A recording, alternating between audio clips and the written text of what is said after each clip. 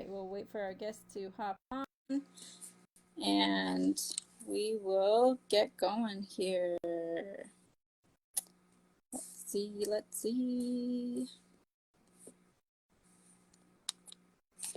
We shall try it again. All right. All right.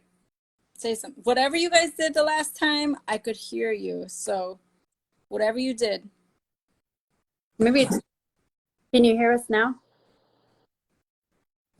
Brooke.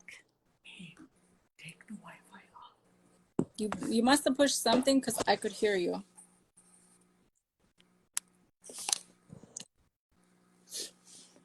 Can you hear us now?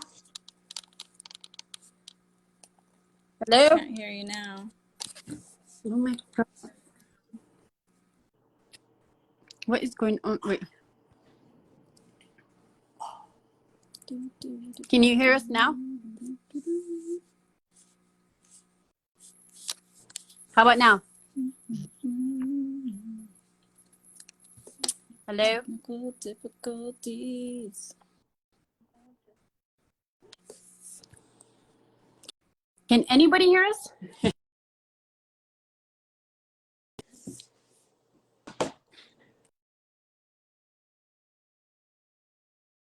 Hello? Hello? Hello? Hello? Okay. Okay. So, awesome. What did you do? What happened? I don't know. Okay. All right. So, we'll just get started. We'll have to crop it out or something. Yeah. Can you hear us? Okay. Awesome. Lynette said she can hear you guys Okay, good. too. Perfect. All right. So, like I said, our special guest tonight is Miss Tia Luger, and she is being assisted tonight by my amazing coworker, Corinne. As always, they're actually at our office in Fort Yates. So, first of all, what we usually like to do is just say a little brief prayer before we get started. Just make sure that we're doing everything in a good way and all the words that come from each other are good words, and hoping that we reach somebody out there that just might need to hear the message, you know, that we're going to share today. So, real briefly, I can start. So, Creator, God the Father, we just ask you to be with us this evening, to share good words in a good way, to help us reach people that need to hear these messages, in hopes that it can help them. And even though people struggle and it's a day-to-day battle, we just hope that these messages can just help spark that initiative and just spark that strength that we know that person or individuals have. And so let us go on tonight and just be thankful and grateful for the lives that we have. Be thankful and grateful for our guests tonight, and that is all. So thank you again. Wopila Tanka, and hand the mic off. Just kidding. So I'm really bad at like impromptu prayer. So I'm sorry. I'm like really bad at that. I'm not an elder yet, so I'm not, don't have a lot of practice. All right. So again, tonight we have Tia Luger, and she is going to share with us. I'll let her introduce herself, and just like how we do normally on every show, we just like to put the disclaimer out there that sometimes there's things that are shared that may be a trigger for other people. So don't feel like you have to sit and stay and listen. If you are not comfortable, please feel free to step away or whatever you need to do to just kind of regroup. If you need any assistance in the meantime, please feel free to reach out either to myself or my coworkers or any of the former guests that were on here before. They're all willing to be a support to anyone that needs it. So, all right, yeah. So I always say you can go as far back and as in much detail as you want. And I know, it's kind of like get on here, get a little nervous. I do that, and that's why I kind of ramble a little bit. So, but I will just kind of let you do your thing and share your journey with us, you know? All right, you ready? Okay, awesome. Yeah. Okay. My name is Tia Luger. I'm from Kennel, South Dakota. My parents are Claudette Walkinouk and Neil Luger. My dad passed away in 2015. I was pregnant with my second child. I had her 2 weeks after my dad passed away. So he was a big part of my life, still is. I miss him every day.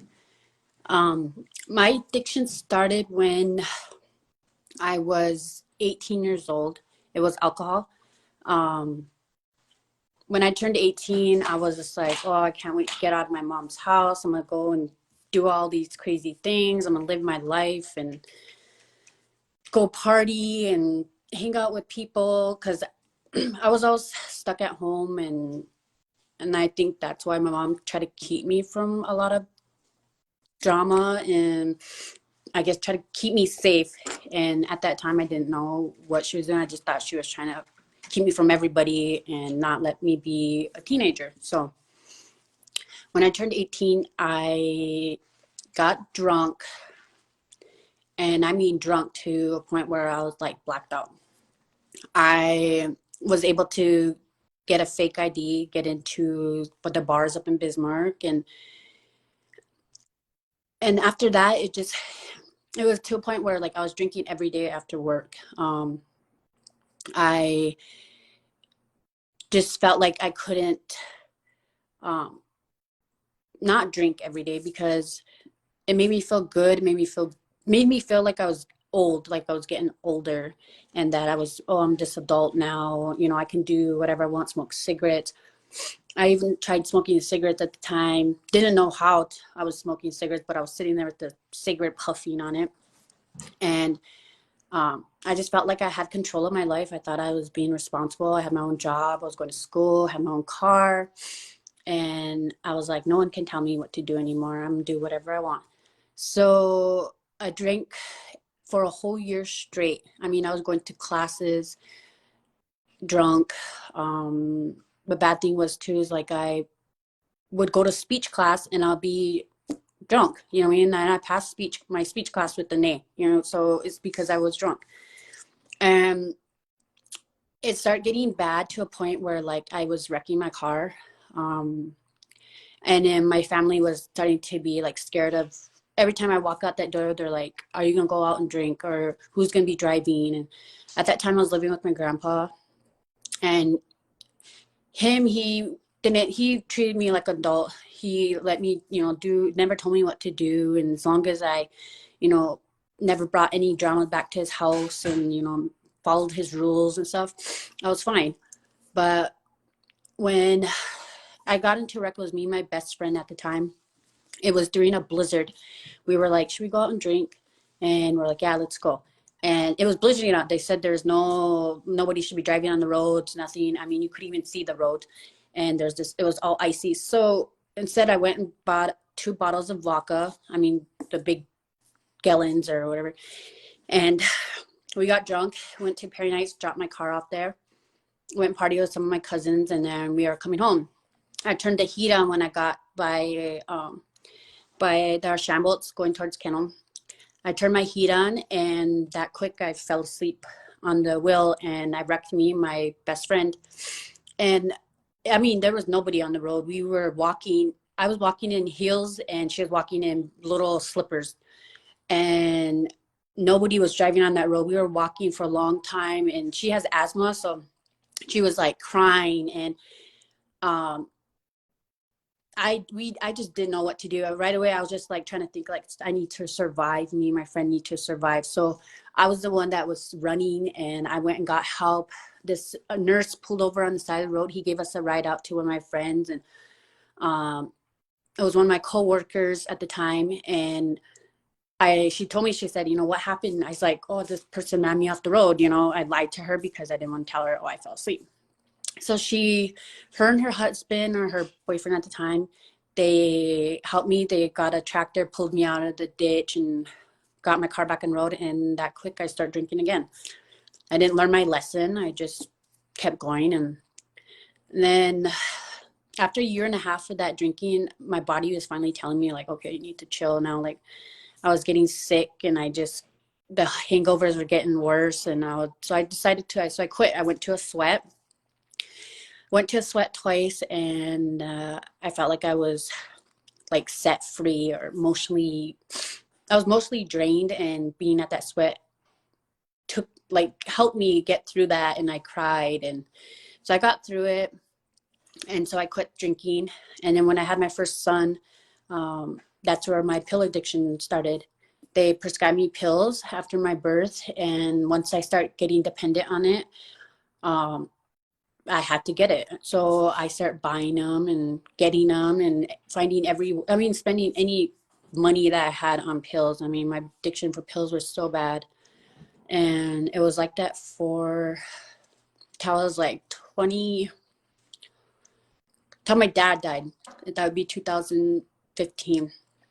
I was still using pills. And um, after that, I ended up getting on meth. Meth was my drug of choice, and I thought it was the best feeling in the world. And I was like, oh my God, this tops the alcohol, this tops the pills, this feeling. I feel like I'm unstoppable. Um, I felt like I was getting everything done in my life. Um, but I wasn't. I was just being so numb that I wasn't present for my children. And when I think back on it, I can't even remember a lot of stuff. You know what I mean? Like, I can't even remember what I was doing with me and my children. I don't remember us going outside for walks. I don't, like, I wasn't there. I wasn't present. I thought I was present, but I wasn't. I was gone somewhere else. And so after my dad passed away and I had my child, I started to cope with drugs and meth every day. I mean, like, I was probably a walking zombie. I was isolated from everybody. My family started getting worried about me, and I just quit visiting my family. Like, I didn't talk to any of my family. Um, I wasn't talking to I talked to my brothers, but like, they had to come see me. I mean, they had to physically drive to come see me, and my cousins and stuff, or else I wouldn't have made the effort to go out and go see them. I just didn't care. So after that happened, my addiction got worse and worse, and then I lost my children. I lost custody of them. Um, Me and my kids' father started abusing drugs so bad that we were abusing each other. I mean, we were literally beating each other up, like, and then being together the next day, like nothing happened. And what we did to our family is just so messed up, because like, I still sometimes, I forgave myself, and I'm thank God they forgave me. But like, sometimes I do think back on it, like, geez, how can I be that horrible person? Like, why did me and my kids' dad divide our families up? Like, it was like my family against his family, and it was just so much court problems and fighting for their kids, and then not realizing that it was affecting my children. Like, I was bringing my kids were going from home to home, going back and forth from his parents to my parents, back and back, and it was just dysfunctional. And I'm thankful that I have them in my life now. Our relationship is so much better. I'm glad that they forgave me for what I did, because I don't know if I would have forgave myself. So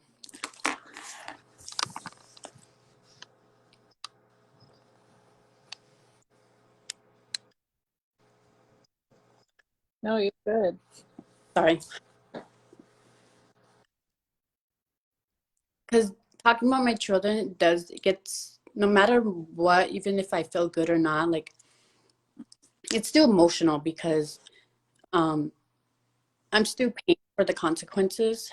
And every day I push every single day to be a better parent. And right now I'm the only present parent. So it just feels good that I have a better relationship. And a lot of people don't realize that your children, they ask about you every day and they don't forget. Even if you get mad at them or yell at them, Yeah. they still love you for who you are. Unconditional. So Yeah. I'm just, yeah, like you can be gone. I mean, I was gone for 3 years. And I mean, after the whole, okay, so after my dad passed away and stuff, and I started doing the drugs and I lost my children.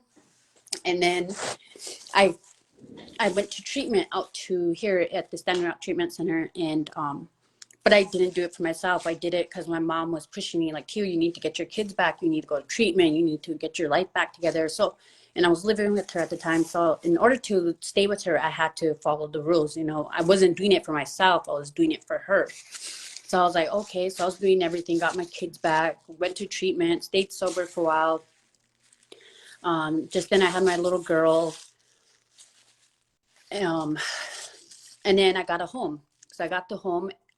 And as soon as I got my own place, it was like, okay, I'm out of her house. Now I could do what I want to do again. So I went right back to drugs again.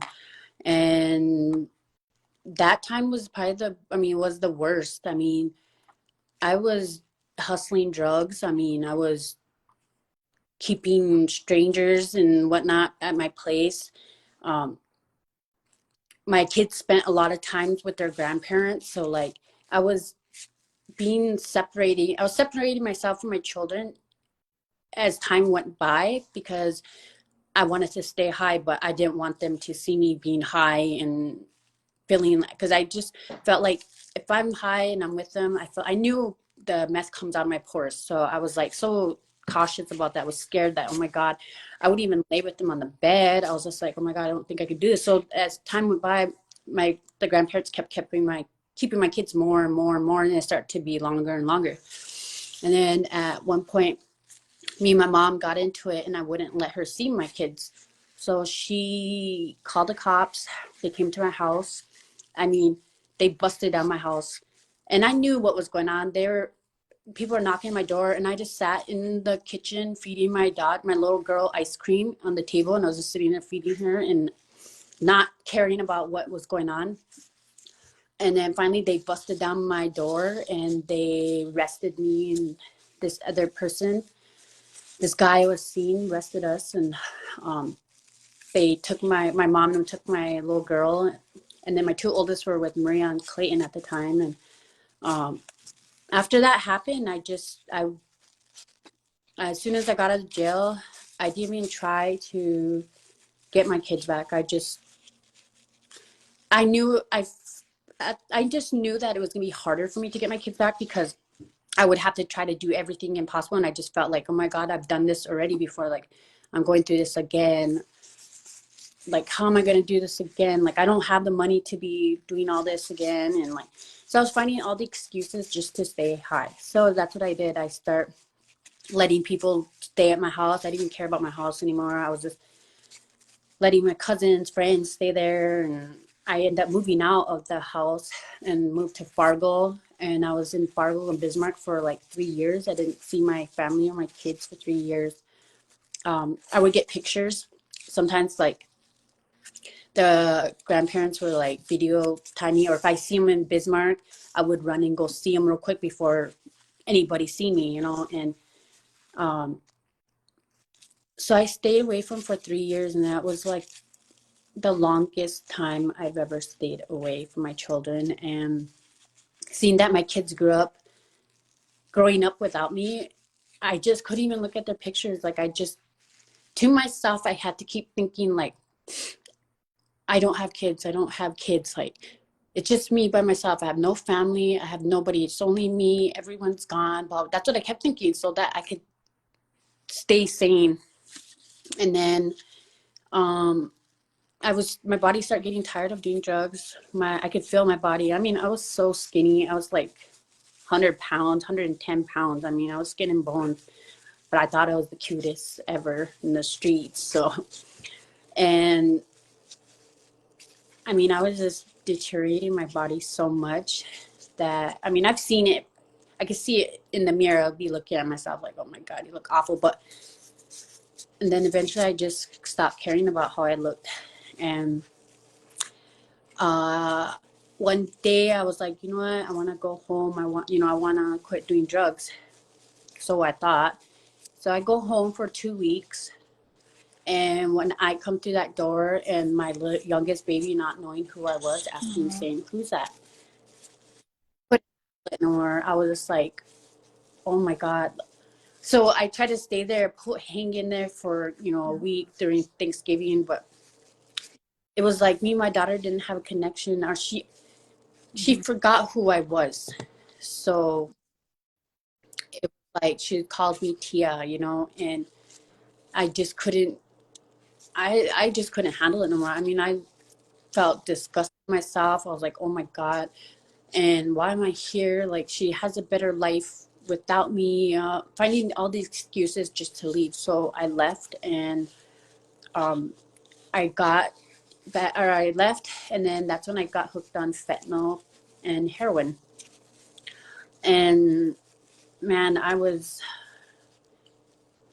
could tell I was giving up on life because I was starting to OD, and I was just wanting to OD. I was like, because it felt like, okay, I go to sleep, nothing to worry about no more.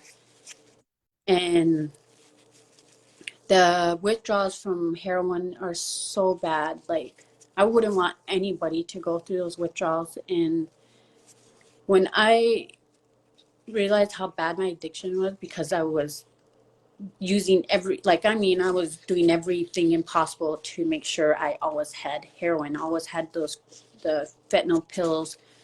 And if I was starting to just smoke until I went to bed, like, I knew there was something wrong. I knew I needed help, but I think I was just too ashamed to ask for help anymore, because like, my family was helping me, but yet I took it for granted, and I just did what they told me to do. And I was like, okay, I'll do what they told us so they're happy, and we'll all be happy. Done. No.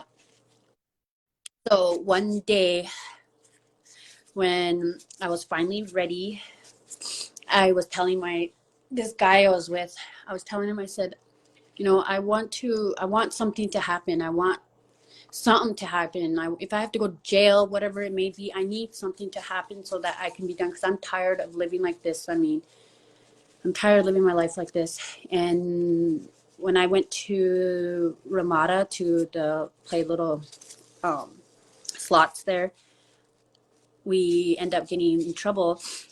That's when I got into a high-speed chase, and I was caught with a gun, and I was running from the cops. I mean, and the crazy thing is too, when I was standing in that hotel, I mean, I ran away from the cops. I was inside the hotel. They caught the other guy, and I stripped down and all, because I had extra clothes because it was winter time. So I was like, and I always wear double clothes.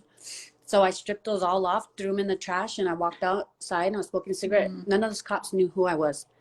They were looking for me, but they didn't know who I was. And I was sitting there smoking that cigarette while they're all standing right there. And I was just like, so I thought to myself, I was like, you know what? I told myself I wanted something like this to happen. Like, this is my chance to clean up, and just, if I have to go to prison, then I go to prison.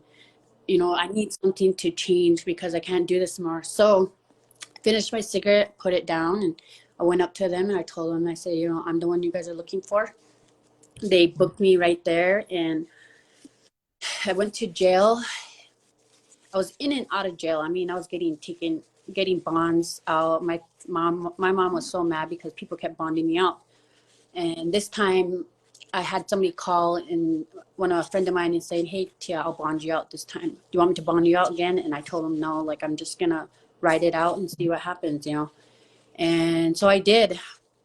And then my mom, I got a hold of my mom and told my mom that I'm ready now. Like, I'm ready to change my life. Like, I need something to happen. So I went to treatment down in Winnebago, and I just loved it down there. I mean, there's the support down there is just crazy. Like, they have meetings all over, and I went to sweats, and to like, we did the teepee setup, and went to meetings in Sioux City, and they're so supportive. Like, I just loved it there. So I stayed, went to treatment for like 4.5 months.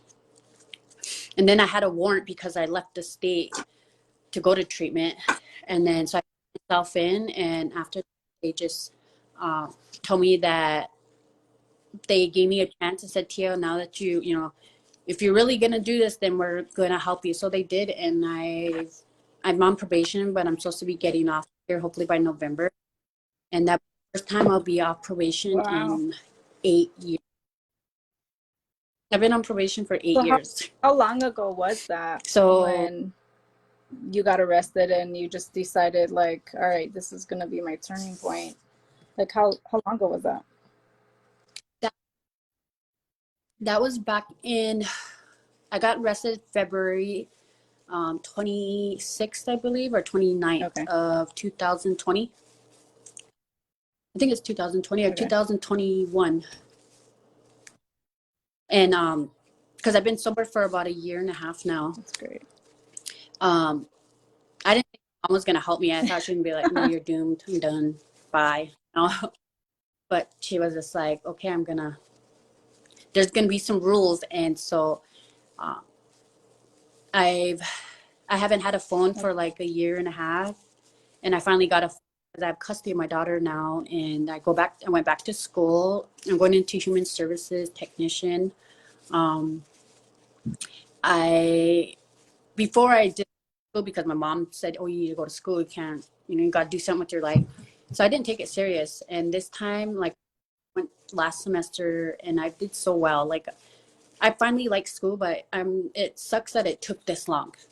Like, why couldn't I figure out my life in my early 20s? I mean, I just turned 30 on October 11th, so I'm starting to feel, some people are like, "Oh, you're young." No, I feel old because I don't have nothing to show yet, and it took me this long. So, like,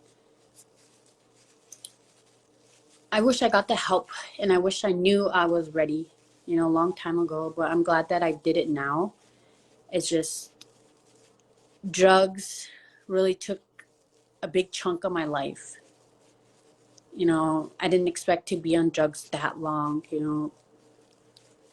since I was 18, alcohol, and then all the way up till 29. So I didn't, so when I see other people like, "Oh, I've been, drugs for 20, 15 years, I'm like, "Oh, I'm not going to be like that," but yet here I am, almost pushed the 10 years almost. So, but I'm just glad that I decided to clean up and it's a feeling you get. Like, others ask me, like, "Tia, how did you clean up? Like, what made you clean up?" Because I used to ask that question too. I used to be like, well, you're going to clean up, or how do you know you're done? And the feeling that you get is just, I can't explain the feeling that comes across, like telling you like, "Okay, I'm done. I'm good. Like, I'm done right now." And till this day, like, I can't even see myself doing drugs anymore. Like, I think about it, or when I see other, friends that I've seen in Bismarck, or all my drug friends at the time, seeing them still struggling, I'm just like, "Oh man, I'm so glad I'm out of that." Because, like, every day hustling, like, drugs is like a 24-hour job. You're surviving every day, trying to find money, hustling money all the time. And even though drugs was a bad part in my life, they have taught me a lot. I mean, like, how to survive, how to handle like situations, negative situations, how to handle, when people are bringing you down, and you start to grow this thick skin. So, but the only thing that sucks too is that comes with that is like the trust too, because you also feel like you can't trust nobody because they're, Right. gonna do you wrong, or, they're gonna take something from you You or feel like something. it's So, like looking over your shoulder like all the time type thing. Yeah. yeah, but I just feel good that, like, the fact that I don't have to look over my shoulder for, like, I always had warrants walking around. I mean, I was always had a warrant and wanted. So like I was always sketching out and like paranoid and oh my God, let's get out of here. As soon as I see a cop, I'm like, I'm out of here.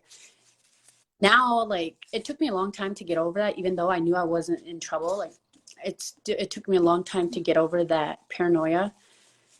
Cause like my mom would even notice it. She'd be like, Tilly, calm down. What's wrong with you? You know? And I'm like, I don't know. Just cops make me nervous. And now it doesn't like, I'll be waving at them, telling them hi, blowing the window down. Like, so as time goes by, like I'm starting to feel a lot better, especially my confidence too. Like I gained some weight and I feel healthier because, and I was like a So walking skeleton.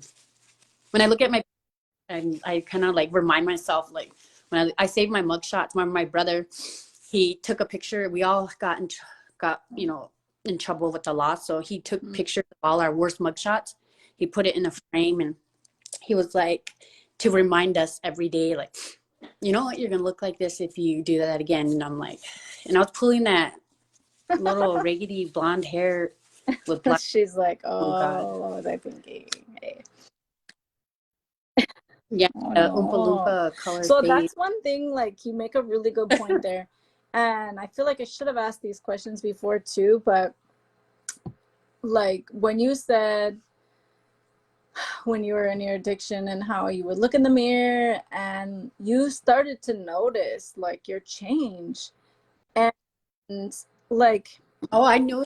I mean, I feel like that's a question that's always posed by family members or friends or other people that are kind of on the outside of things and they don't really understand addiction and they're like, well, gee, you know, so and so just looks this kind of way or that kind of way. And I mean, doesn't she or he think like they have a problem like when they look at themselves in the mirror or things like that? Like, I have a hard time with that because I'm like, you know, I'm sure people realize, you know, the change, but what was that like from your perspective of like, wow, I am seeing this change, but then you were like, I don't care, I'm just gonna you know, keep doing my thing, but like seeing that change in yourself. I seem to like I could tell in my stomach. That's the first thing I can notice is my stomach because I kind of have a little, you know, little gut there, and when that gut is going down and you're starting to see, you know, your sides of your hips. You know, at that time, I even took my mirrors down. Like I wouldn't even have mirrors. You know, I'll have face mirrors Yeah. to put my makeup on, but my bathroom mirror, I just would, as soon as I would get dressed and stuff, I'll open up that mirror and close it. You know, like face it towards the wall so I wouldn't see myself. So I don't care what anyone says. You notice how you look. I mean, you can tell. I mean, it even if it's like just a 2 second, like, oh shit, my butt's flat. You know, like, or my muscles are Yeah. no longer muscles, or so you. I mean, I noticed it, and so instead of like me being so insecure about it, I would either wear double layers, like leggings Right. under short or pants, or like just layers after, you know, to like Yeah. kind of fill out my body a little bit because I knew Was it something and, that like and so added to your self-consciousness or like a body image thing and then it like just kind of like, how do you say, like made you just still feel bad about yourself, so you're just like, it's just another reason to use, you know, like another, yeah, does that make yeah, sense? Yeah. yeah, yeah. I was like, you know what, I already know what my family thinks how I look. I mean, I already know how I look. I mean, they don't have to tell me how I look. I know what's going on. I know you. I mean, you know your body's changing. I mean, you're the first person to notice it because your pants are loose, or you know, your shirt's loose, or your Mm-hmm. bra's loose, or whatever. Instead, I would just try to like, I would just get high and high and high and high as high as I can to like.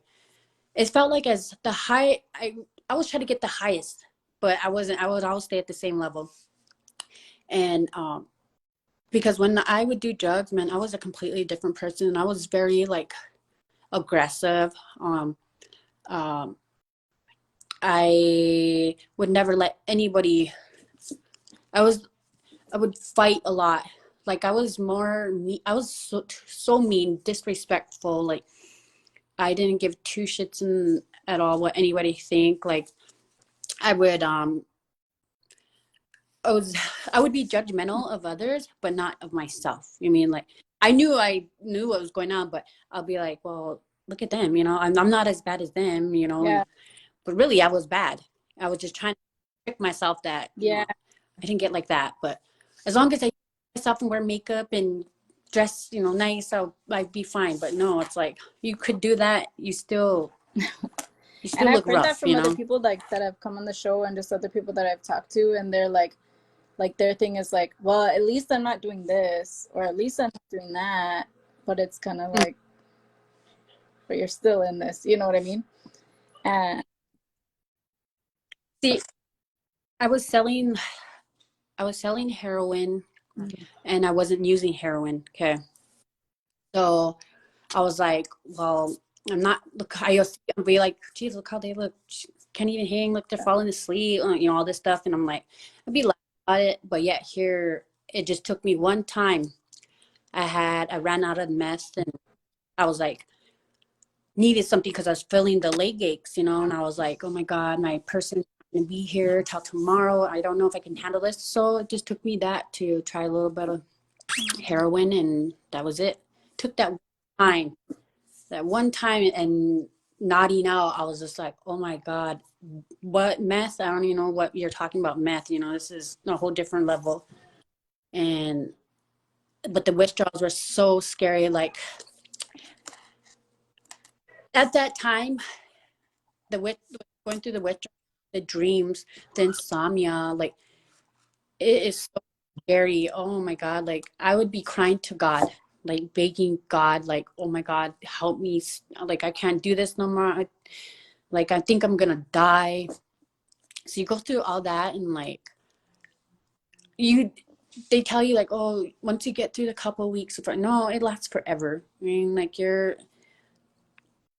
not forever, but I always feel like it lasts for a good year. You know what I mean? Like, or 8 months. Like you still feel every now and then you kind of feel the withdrawals again, like the whole like the insomnia. I haven't had an insomnia in over like maybe 6 months now, but it took me a long time to kind of get over that, like the restless legs and the scary dreams. I mean,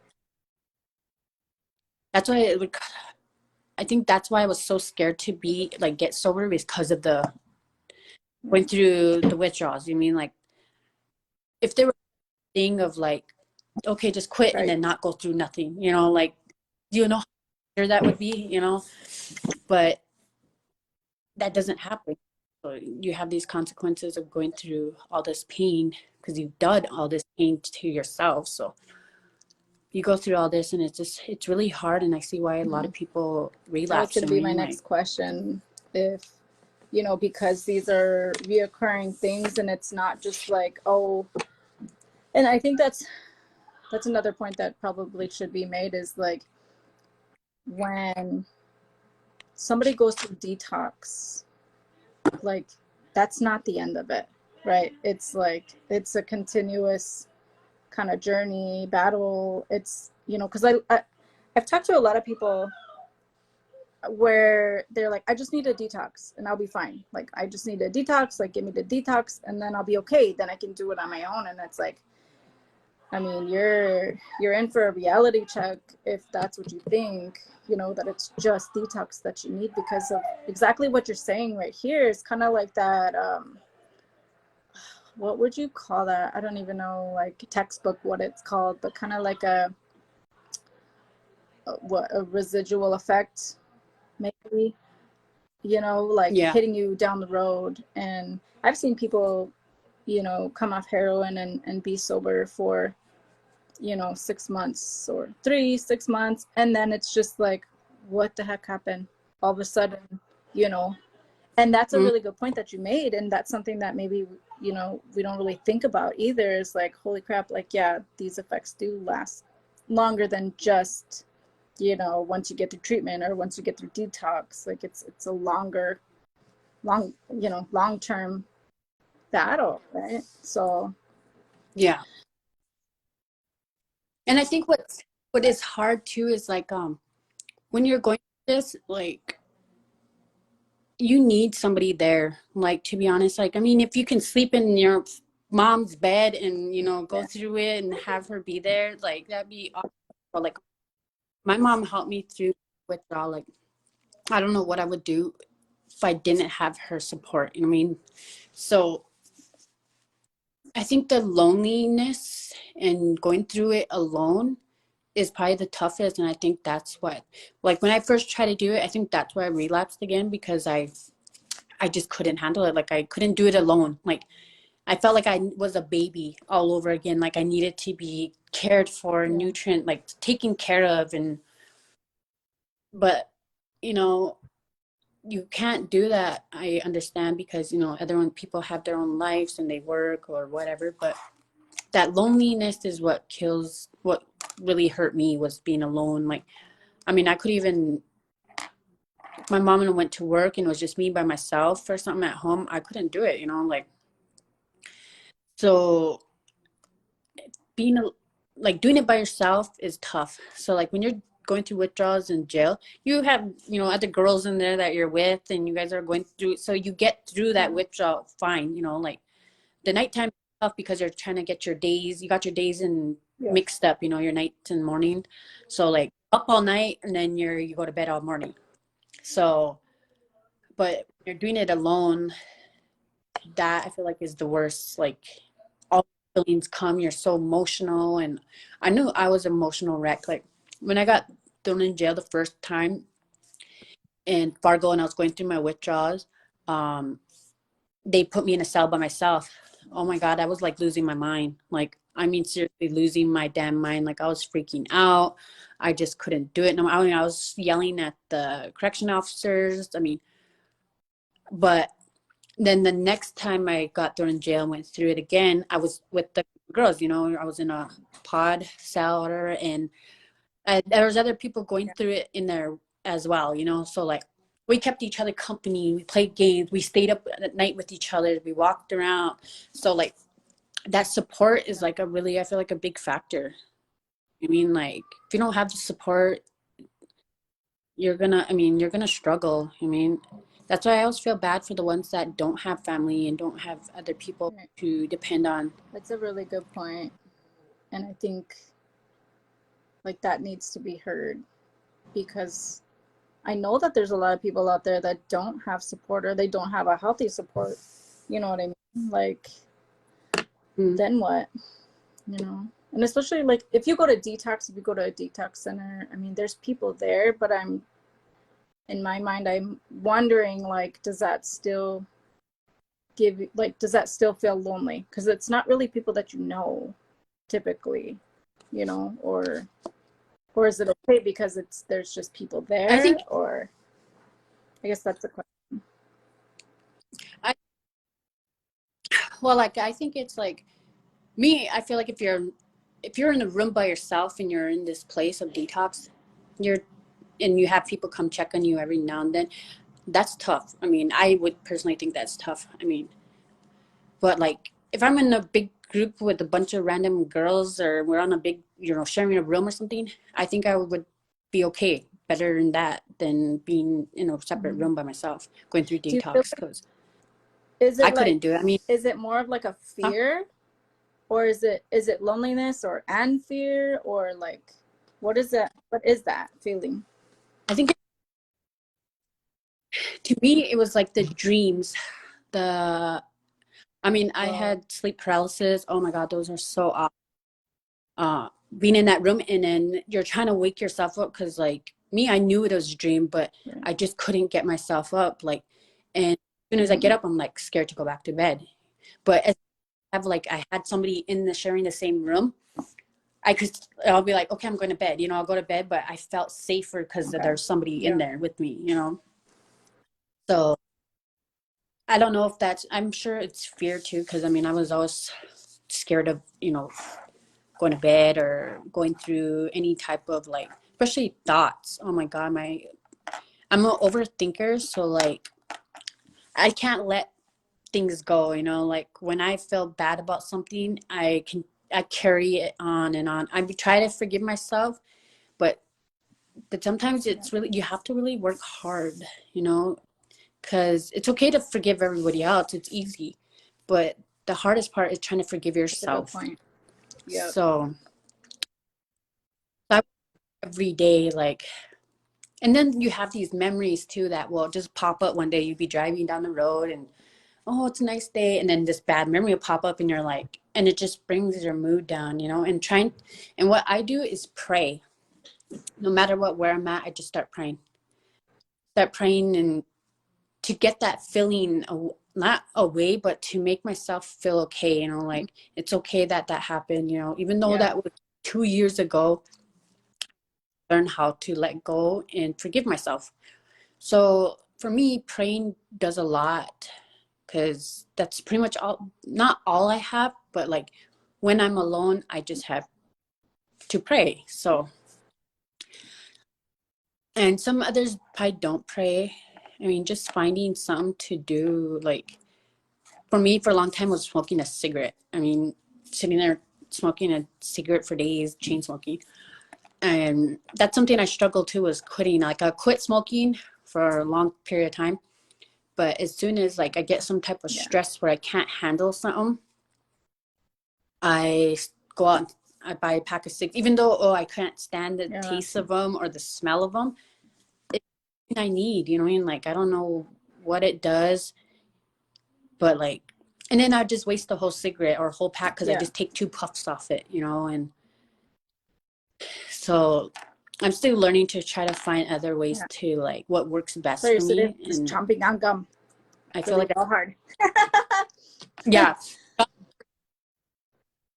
mine mine is usually, well, now I started with like um when I first got off like heroin stuff, my candy was like a big I mean, Uh-huh. I needed candy, chocolate, like, so like I feel like a lot that come people that come off of heroin, they become like, you know, chocolate fanatics, you know. And um sweets were a big thing for me. And going through like these eating problems, like eating to oblivion till you're like, because you have this habit of using your hands all the time, you know, either smoking your drugs or, Yeah. you know, doing something. So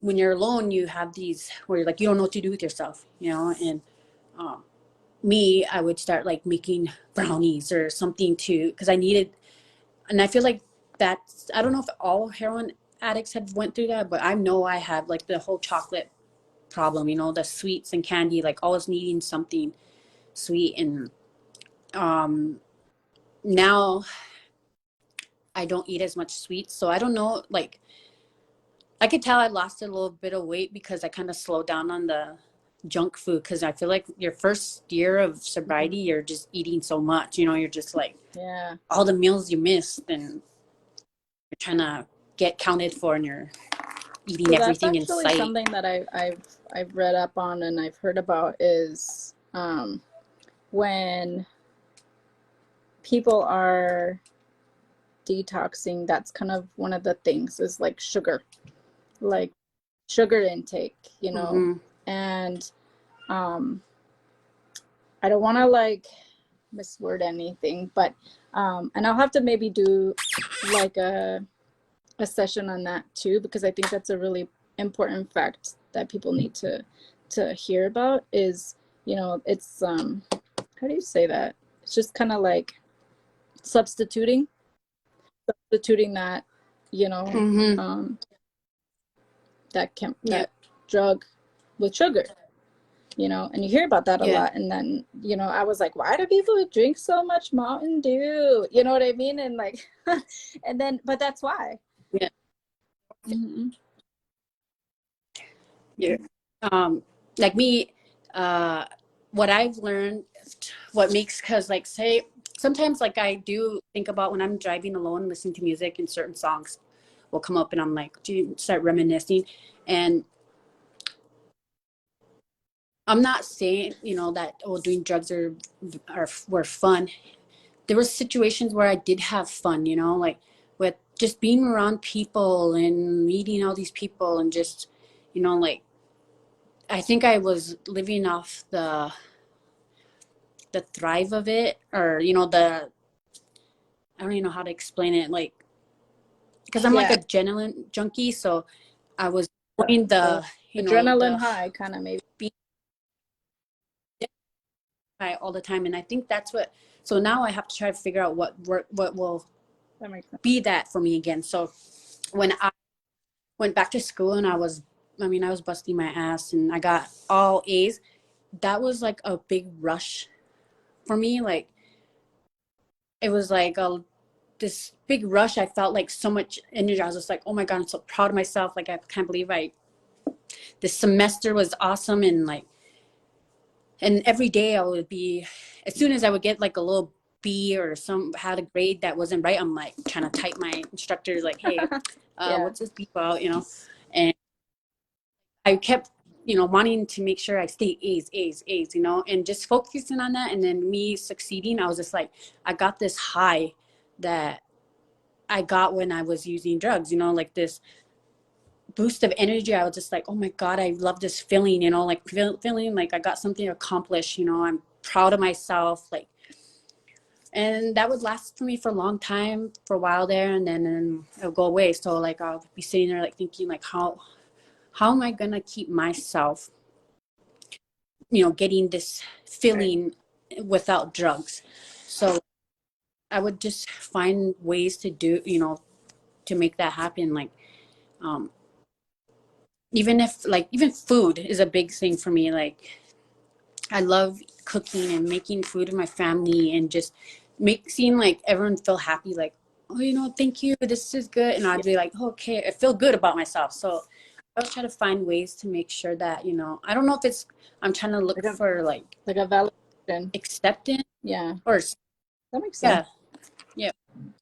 But so I just find ways to make myself feel, not make myself feel better about myself, but just to know that I don't have to feel that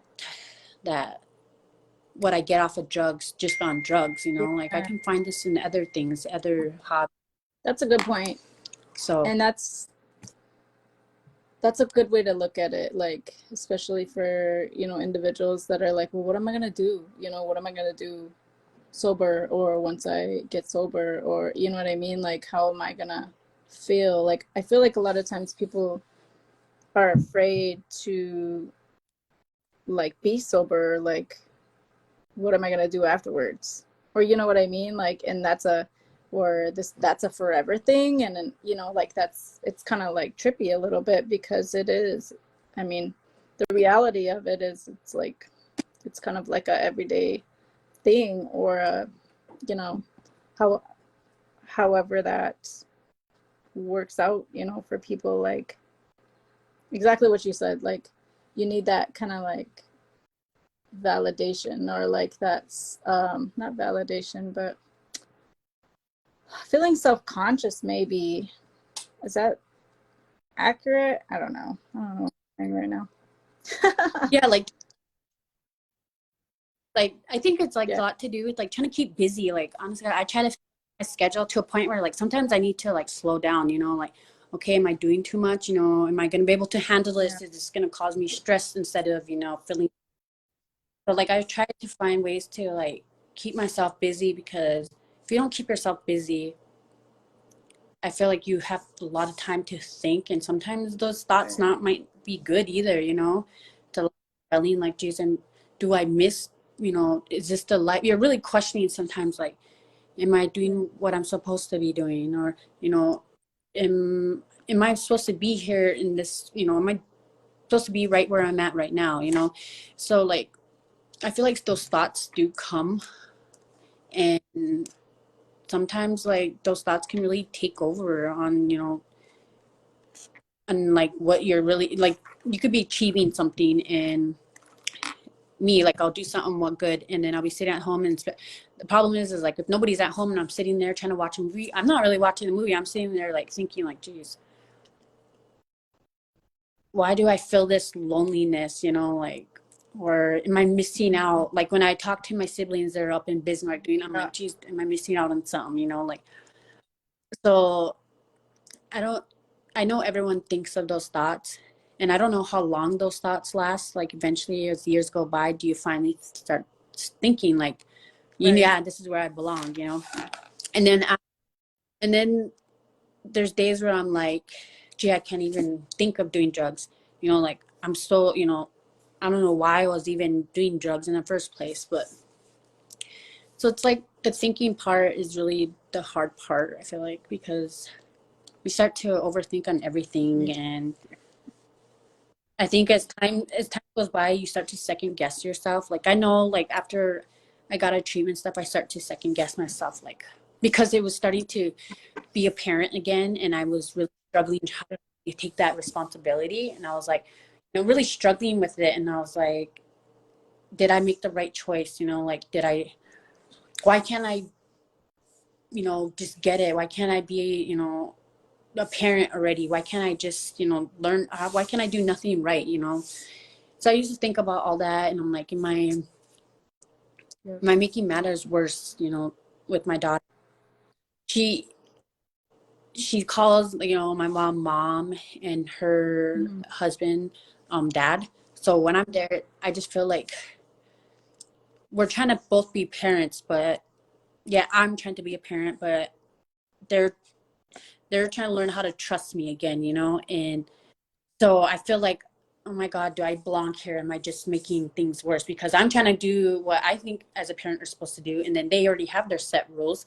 So it's like we're all trying to be a parent to one child, and it's just like different rules, different, we're all treating her different ways and letting her do this and not allowing this. And so I always feel like I would think about myself like, geez, am I meant to be a parent? Like, am I just gonna mess this up already? I mean, they already have set rules. How am I gonna, like, I felt like I couldn't be a parent because my opinion didn't matter. And so I used to I was second guessed about where I was at sometimes, and then it just takes that one little with that moment with me and my daughter, and I'm like, no, I'm supposed to be a parent. This is what I'm supposed to be doing. Forget what I was thinking before. This is where I'm supposed to be at. So just always trying to remind yourself that you're doing well, and even though times are hard, and they are going to be hard, that you're doing a good job. Like I tell myself I'm doing a good job every day, even though like I'll mess up on something, or you know get into an argument with my mom or something. So you will go through learning how to gain your family's trust, and I feel like that's the Yeah. toughest. Oh my God. You're gonna have to work so hard just to show them that you can handle this responsibility, you can be depended on, and that you're a changed person. But when you repeatedly damage those areas, it's hard for your family to just automatically like, okay, here, I'm gonna trust you with my life. So you come across these bumps where like you'll get into these arguments, or something will happen, and you're just starting to sit there and think like, geez, oh, I keep messing up every day. I can't do this no more and stuff. So it just takes time. I know it takes me time. I tell myself every day, like, oh my God, it's gonna be a better day tomorrow. Today I just had a bad day. I'm learning. I'm trying to. Right. Do you feel, and I think this is important to just make a note of, is like we talk about recovery with the individual, but recovery is, it's not just with one person, it's with a whole family. Because I think a lot of times too, and I've said this before, and I even talking to clients and their family or their support group, people will say, well, my so and so, they went to treatment and treatment didn't fix them. And it's like, it's Mm-hmm. the program isn't gonna fix somebody. Like, it's not a fix all, it's like it's within that person, the tools that are provided and how they utilize those tools afterwards. in the daily life. And then we have the family, the support system for people that have a support system is like, we all have to kind of relearn each other in a sober way. And that's probably the most difficult thing, in my opinion, in my experience, is kind of like relearning somebody in a sober way, and trusting that person or people, because that's hard, because for however long years, or however long that person was in their addiction, it's like there's been a lot of lies, a lot of mistrust, or and learning to trust is really hard. And so that's just something that I always like to put out there, is like, recovery isn't just with the one individual. It's a whole family thing. It's a whole support system thing that we have to relearn each other, and our children have to relearn their parents, or their whoever their caretaker is. Like, they have to relearn them, and vice versa, in a sober way, because there may be families out there that they've never been sober, even maybe while pregnant, or since their child was a baby, or and they've never been sober. And so the parent and the child don't know each other in a sober way. And then once the parent gets sober, it's like, well, like, who are you? Like, these are, even though these behaviors are okay from you as the parent, like, that's weird. You know what I mean? Like, it's off. So and it might not be comfortable.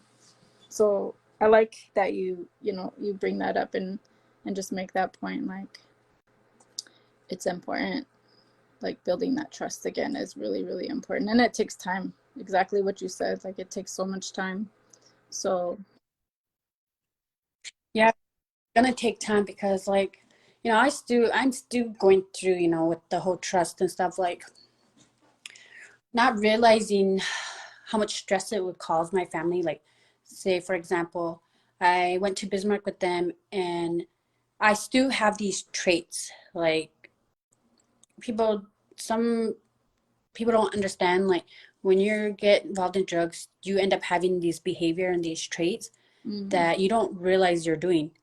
And so, not being like they're trying to be or doing something bad. It's just over the years you develop this different behavior, and that's all you ever known, and me, I'm like all over the place, like uh when I'm trying to go do something, and I'm like trying to do everything at once, I'm like running all over doing, like, it's like, and then like making all these goals, like, oh, I'm gonna do this, I'm gonna do this and that, and so not realizing I'm doing that.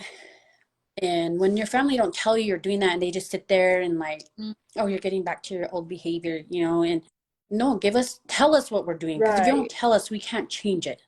We don't know what you're thinking. Like, you need to tell us, like, hey, this is what bothers me when you do this. You did this when you're high and stuff. So like, don't tell us months down the road when everything builds up and you're mad and be like, I noticed this, did that. Like, why don't you tell me this? Because I don't know I'm doing this, or I remind, because behaviors, it's like telling somebody sober that they've done, they're a certain thing they've done for years, telling them to change it in one day, like, you need to be reminded and told that, hey, you're behaving this way. Not trying to be mean about it, but like, yeah, what I noticed is, I'm just letting you know now. So then we could be like, oh shit, okay. Well, and then you think about it, and then you start, getting your mindset of like, okay, I need to slow down, or I need to stay in the present, and drifting off. Because when you're on drugs, that's all you do is think about the future. I'm gonna do this, I'm gonna do that, I'm gonna get this done, and when really you just sit there and you're high all day. So like, I think that's one big thing is like the behavior change, like learning how to change that mindset and how you behave and act around people. it's not going to change one day, you know, it's going to take time. And sometimes I feel people need to be reminded that they're doing this, because there's days where I get like that. I'm starting to catch myself now.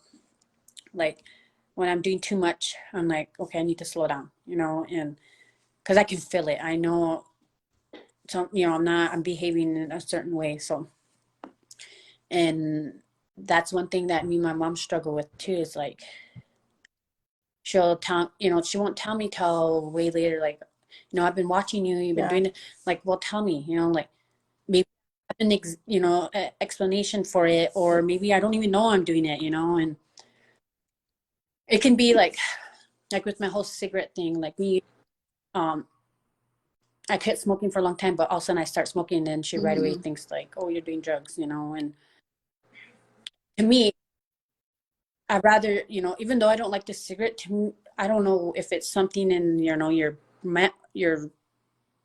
mental part, or there's something that show, because like when I'm stressed, and like especially when it comes to school, like school is stressful, you know, you're sitting there trying to get papers in, you're just, and you see others outside smoking a cigarette, you know, like we're back at home, I don't see nobody smoking a cigarette and stuff. So when you come to a place where others are at beside your family, others are smoking, and you know, you used to do that, so you're like, Yeah.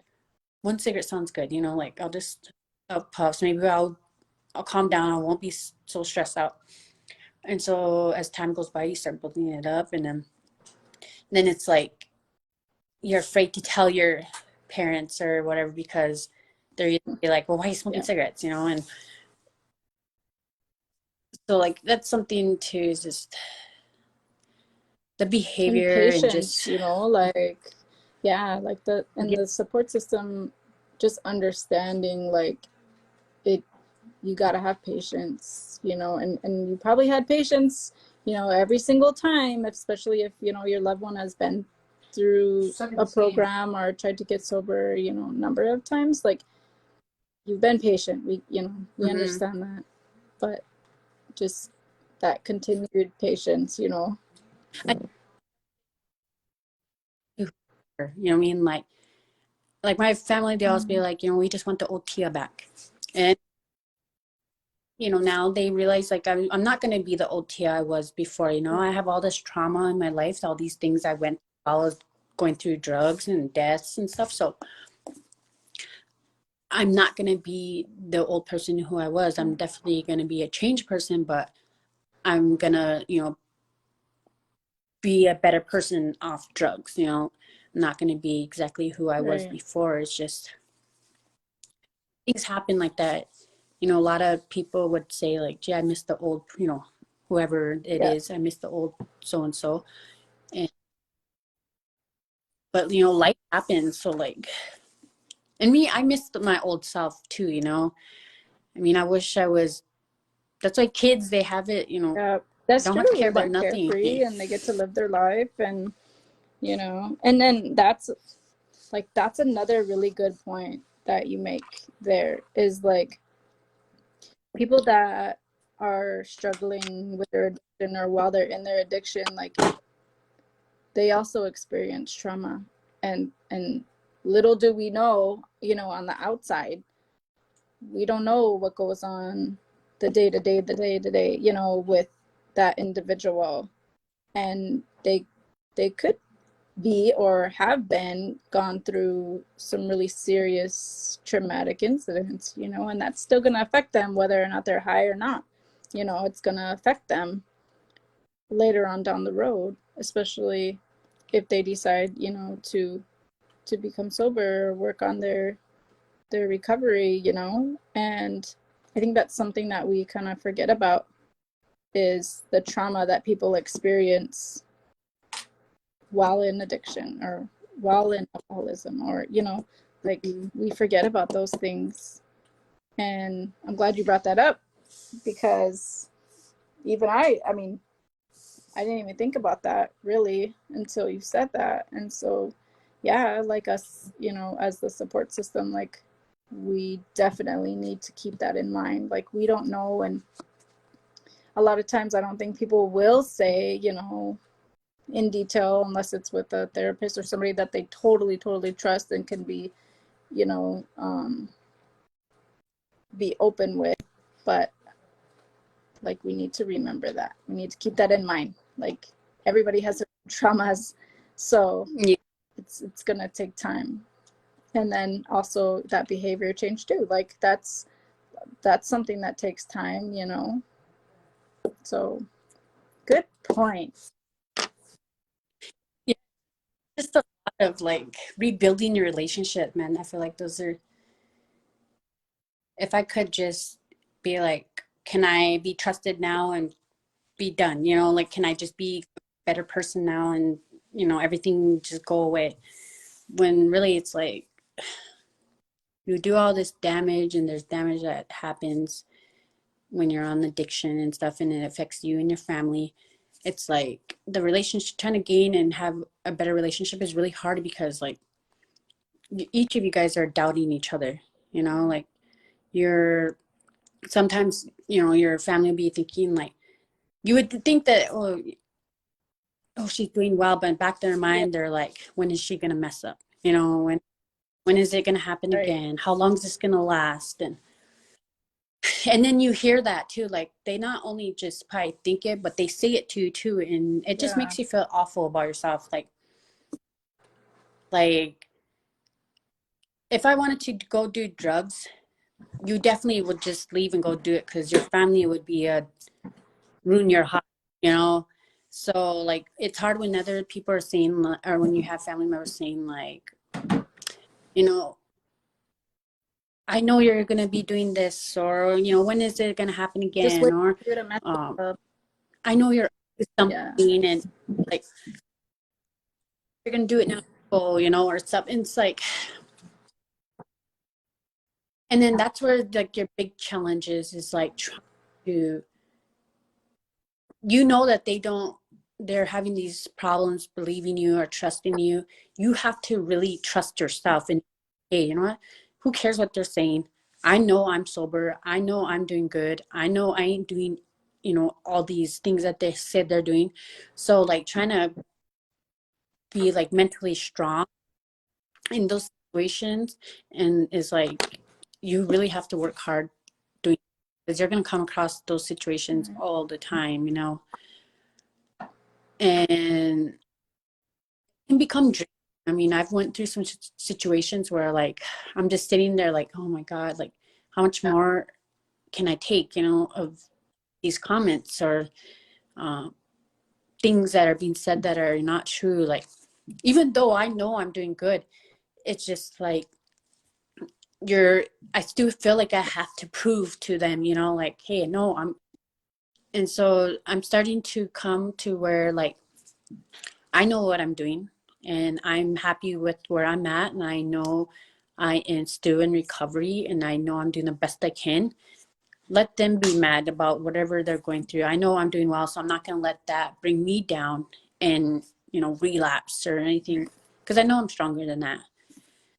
So, because I mean, you become strong when you're in addiction because you go through, I mean, I've seen so much stuff. I was just like, when I'm sober now, I'm just like, I can't believe I, yeah, you know, went through stuff like that. Like, so if I can be strong during those situations, I know I can be strong right. in my recovery. So you can definitely go through people doubting you or, you know, thinking that you're back on drugs or something. Yeah, It's, you know, it's always gonna be something negative because recovery is tough. It can be easy, but it can be tough too because you have to, you know, go through the process of like gaining trust with your family, you know, getting your legal stuff yeah, situated, evidence again, and self-worth. So like just trying to balance those out, I feel like is yeah.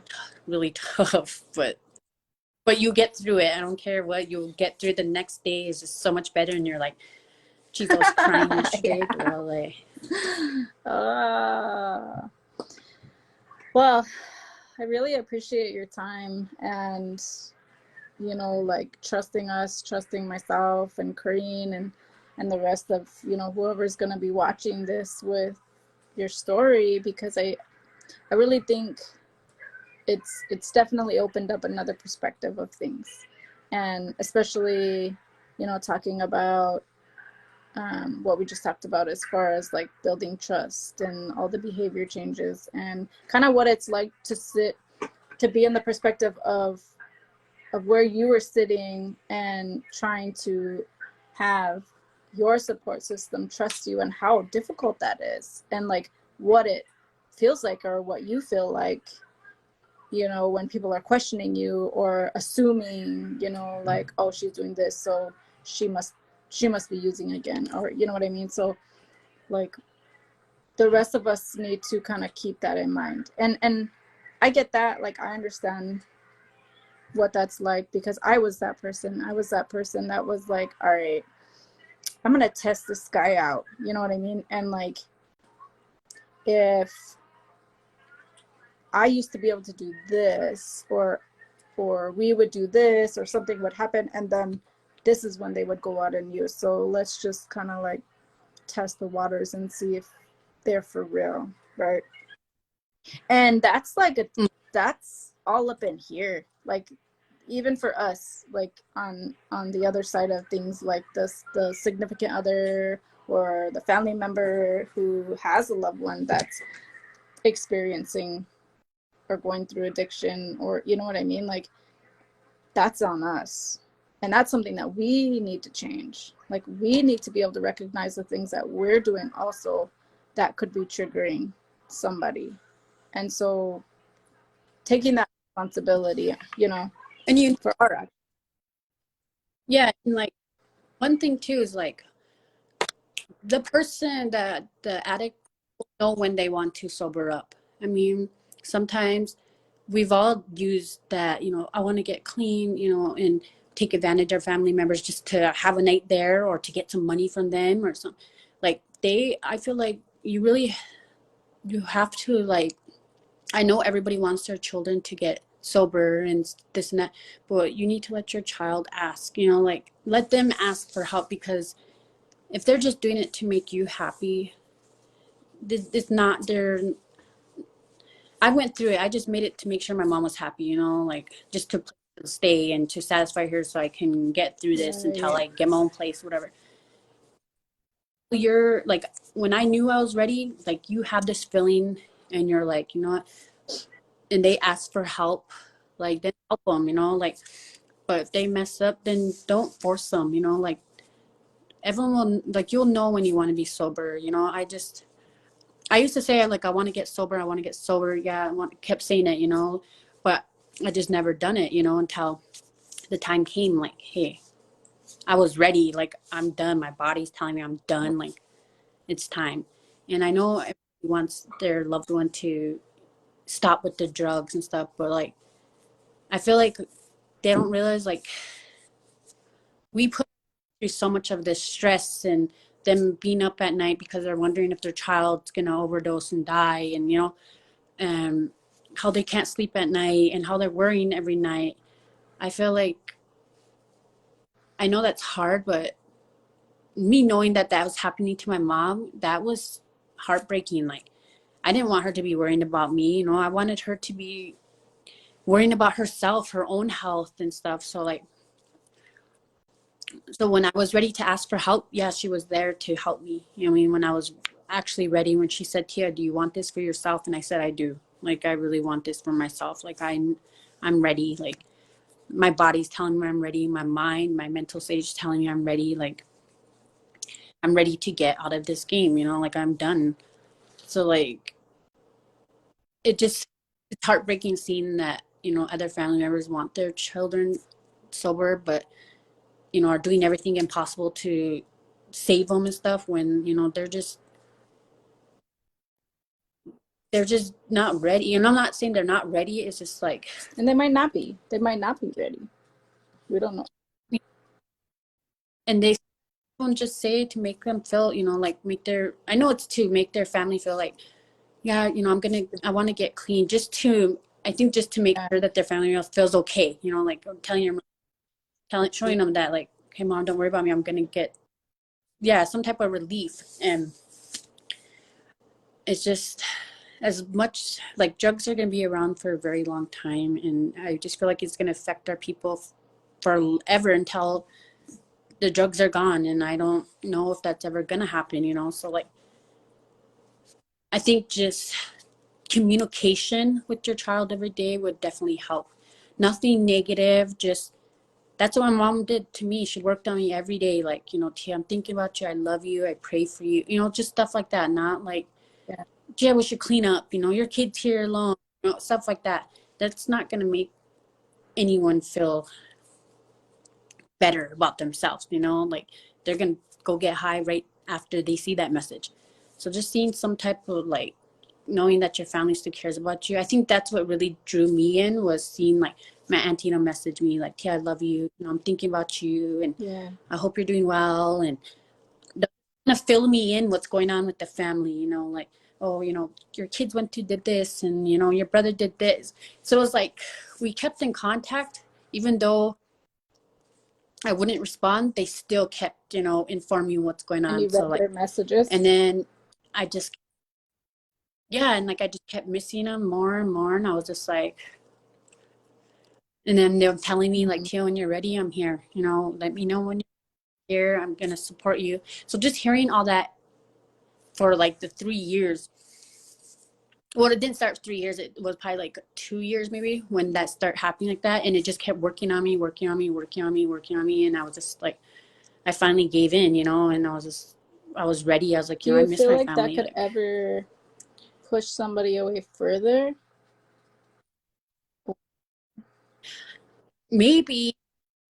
But I think communication with their parents is, I feel like, is very important. For me it was important because like all you hear is nothing but negative from your parents, you know, like, oh, you're just messed up, or you do this, or you're, you know, you're just act like this person and stuff. But for them to tell me every day that they love me just made me feel like Yeah. I didn't lose them, you know, that they're still here with me. And when I'm ready to be sober, Yeah. like they're still going to be here with me. So when I was ready to get sober, that's definitely who I called, was, you know, my mom, and she was That's there good. waiting for me. So I'm glad. And I appreciate the fact that your mom was there for you, you know, and having to go through all the tough things, you know, and then being there for your baby. And I definitely appreciate, you know, people's family members or their support systems that are there for them like that. Like that's a big deal. So thanks to your mother. yeah, Yeah. even like friends, man, like friends that, you know, are struggling with drugs too, like that are close from home here too, that I grew up around. And um you know, I always have like either my brother or somebody relay a message to them and let them know that like I'm here to support them too, Yeah. like I'm here when they're ready, like, and that they're not alone just because they don't get along with their family, or, you know, have nobody. Like, I'm here, I would walk with them through anything to help them too, you know, because I just wouldn't want nobody else to suffer and go through what I went through. And then to for them to not have nobody would, you know, I feel bad because like you don't want to go through trying to get sober alone. So like I just want, you know, all my friends and family to know that I will be there to help them get through that first step. And if they need to sleep in my bed, they could sleep right next to Yeah. me and cry. That's good. I'm So glad. So we'll just add you to our list of support peoples. If you're okay with that, you know. So, yeah, well, I really appreciate you again, and I just like I don't know, I'm always amazed at other people's stories and what they've been through and then where they are today. You know, like that's a big deal. That's a big accomplishment and you know, definitely if anything like should be proud of yourself, you know, and others out there, be proud of yourself for all these accomplishments, even if it's just one more sober day, just one more day, like be proud of that, you know, celebrate those things, because it's just something positive, you know, that you get to experience and you get to live life. And the other day I made a video where, you know, just talking about how people that I know that are my age that have either passed away or they're still in their addiction or alcoholism, and they're, you know, they're sick, they're sickly, like with like cirrhosis or like other things, like physically sick. And it's like the people that have passed away, like they don't get another chance, like they don't get to wake up tomorrow and start over, or, you know, having that another opportunity to make a change. Like they're gone now, you know, they've moved on to, you know, spirit world or whatever comes next, you know, and they don't have that option here on this earth anymore with either their children or their family. And I think about that a lot, because like I'm 37 and I think about, you know, people that I've lost earlier in my lifetime, even like when I was in my 20s or early 30s, and I'm like, man, like time has flown by and I'm only 28, or I'm only 33, or now I'm 37, and I'm like, man, like these years have flown by, like where does time go? And then thinking about my friends that have lost their lives way sooner, you know, than myself, I'm like, man, they had so much to live. Their life, like they had so much life left to live, and they don't get to experience the next day or tomorrow or the day after tomorrow. Like they're gone now, and that makes me so sad, because I'm just like, holy cow, like that's a reality check for me, you know. And I don't know, like whatever we can do, whatever messages we can put out there to, you know, just even spark interest and, like, I don't know, hopefully save at least one person's life, you know. That's kind of like our mission, you know. And One, like if we just have support, even if they're using, like just having that someone there every day telling you, you know, like, you know, even if just saying like, you know, checking up on you, how you're doing, and things, stuff like that makes like a big change in someone's day and stuff. And like eventually, like as time goes by, it just works on you and works on you and works on you, and like soon one day you're like, gee, you know, I want the lifestyle they have, or, you know, I want to feel what they feel.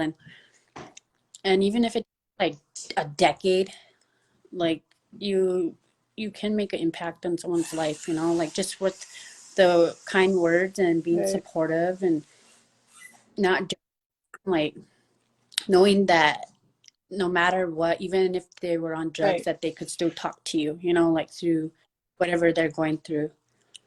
Because sometimes you don't have that, you know, and sometimes you might have to be the one to reach out to them, because sometimes a lot of them won't reach out because of their pride, and, you know, I'm gonna, you know, break down, or I don't trust nobody, like.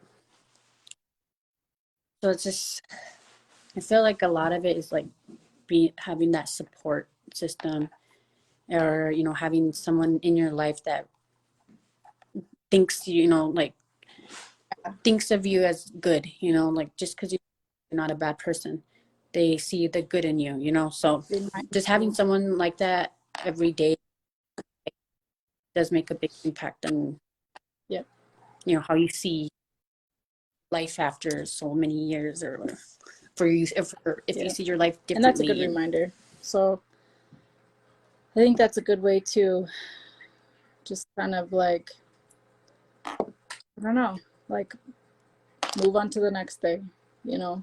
The people that you love, the people that you care about, the people that you see, even if it's on the street, you know, just letting them know, like, I got your back, you know, I'm here for you, I'm here to support you, like everything that you just explained. Like I think that's just really good information for the rest of us and everybody out there, to keep in mind, you know, instead of like being a Debbie Downer on that person like all the time, you know, pointing out all the bad. Like, let's do especially right. they're already doing, you know, like we know that they're doing drugs, they know what they're doing, like they Right. don't need to be reminded, And and like it just only not want to be around you anymore, you know, or even tell you anything, like because you have those people where they're I'm here for you and then you never hear from them, you know, or if you're when you're on you need someone to talk to and then you message them like and they don't message back or they don't contact you back or you don't hear from them in like months.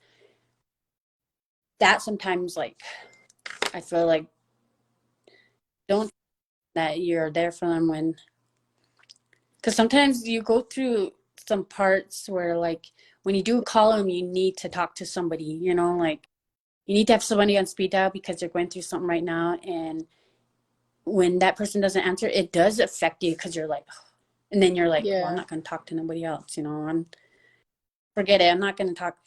Next person that tells me they're there for me, they're lying, you know. So I just think like if you're going to do that to somebody or you know tell them that you be there, you know, and not say it because you want to say it or because you've seen them on the street like, oh hey, I see you, you know, how are you doing, I'm here for you, and then never see him again, you know, or